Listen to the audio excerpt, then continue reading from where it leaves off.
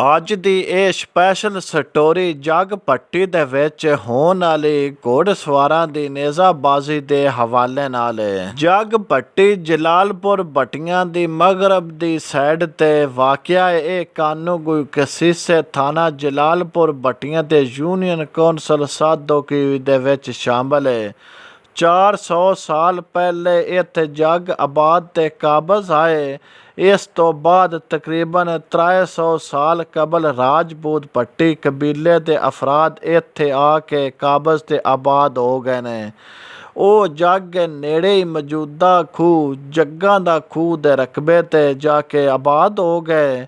ਇਹ ਦੋਵੇਂ ਕੌਮਾਂ ਦੇ ਨਾਂ ਦੀ ਨਿਸਬਤ ਤੋਂ ਇਸ ਪਿੰਡ ਦਾ ਨਾਂ ਜਗ ਭੱਟੀ ਪੜ ਗਏ।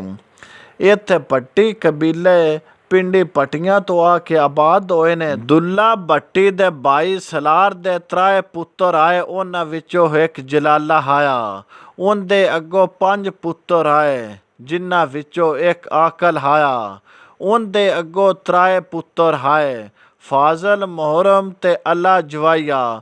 ਉਹਨਾਂ ਵਿੱਚੋਂ ਫਾਜ਼ਲ ਪਿੰਡੀ ਭੱਟੀਆਂ ਤੋਂ ਆਪਣੇ ਖਾਨਦਾਨ ਦੇ ਅਫਰਾਦ ਦੇ ਨਾਲ ਇੱਥੇ ਆ ਕੇ ਕਾਬਜ਼ ਤੇ ਆਬਾਦ ਹੋ ਗਏ।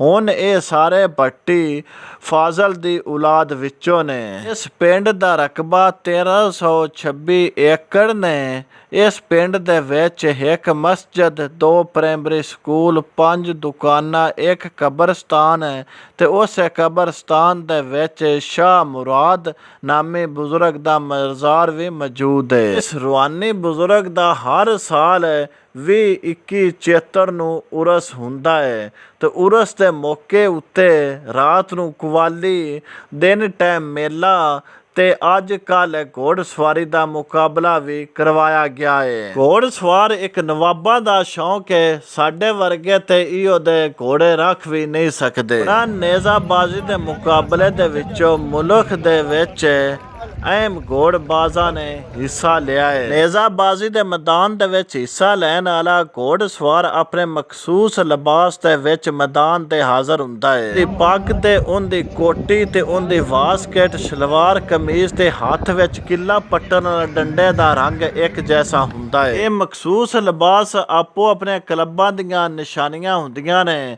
ਤਾਂ ਕਿ ਵੇਖਣ ਵਾਲੇ ਨੂੰ ਪਤਾ ਚੱਲ ਜਾਵੇ ਕਿ ਫਲਾਣਾ ਘੋੜਸਵਾਰ ਫਲਾਣੇ ਕਲੱਬ ਦੇ ਨਾਲ ਤਲਕ ਰੱਖਦਾ ਹੈ। ਔਰ ਜਿਸ ਟਾਈਮ ਕੋਈ ਮਖਸੂਸ ਲਿਬਾਸ ਦੇ ਵਿੱਚ ਪਾ ਕੇ ਮੈਦਾਨ ਤੇ ਆਉਂਦਾ ਹੈ, ਘੋੜਸਵਾਰ ਉਸ ਪਤਾ ਚੱਲ ਜਾਂਦਾ ਹੈ ਵੀ ਇਹ ਫਲਾਣਾ ਕਲੱਬ ਦੇ ਵਿੱਚੋਂ ਘੋੜਸਵਾਰ ਆਏ। ਇਸ ਟਾਈਮ ਇੱਕ ਸਾਈਡ ਤੋਂ 4 ਘੋੜੇ ਭੱਜਦੇ ਨੇ। ਸੈਂਟਰ ਦੇ ਵਿੱਚ ਕਿੱਲਾ ਲੱਗਾ ਹੋਵੇ, ਉਸ ਕਿੱਲੇ ਨੂੰ ਕਿਸ ਟਾਈਮ 4 ਘੋੜੇ ਕਿੱਲਾ ਪੱਟਦੇ ਨੇ ਤੇ ਮੁੜ ਉਸ ਕਲੱਬ ਦਾ ਨਾਂ ਬੋਲਦਾ ਹੈ।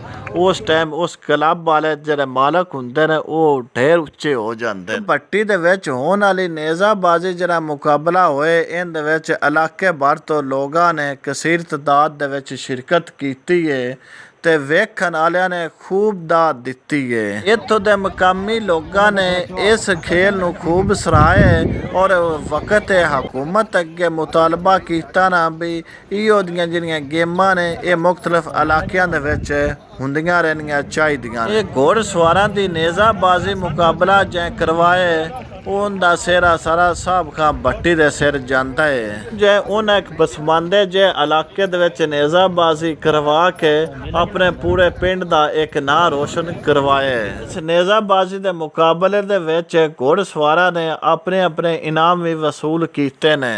ਇਸ ਨੇਜ਼ਾਬਾਜ਼ੀ ਮੁਕਾਬਲੇ ਦੇ ਵਿੱਚ ਹਜ਼ਰਤ ਮੀਆਂ ਸਖੀ ਅਲੀ ਮੁਹੰਮਦ ਨੂਨ ਕਲੱਬ ਆਫ ਡਿੰਗਰਬਾਟ ਸ਼ਰੀਫ ਨੇ ਮੀਆਂ ਸਰੈਨ ਅਬਾਸ ਨੂਨ ਦੀ ਸਰਬਰਾਹੀ ਦੇ ਵਿੱਚ 3ਰੀ ਪੋਜੀਸ਼ਨ ਹਾਸਲ ਕੀਤੀ ਨਾ।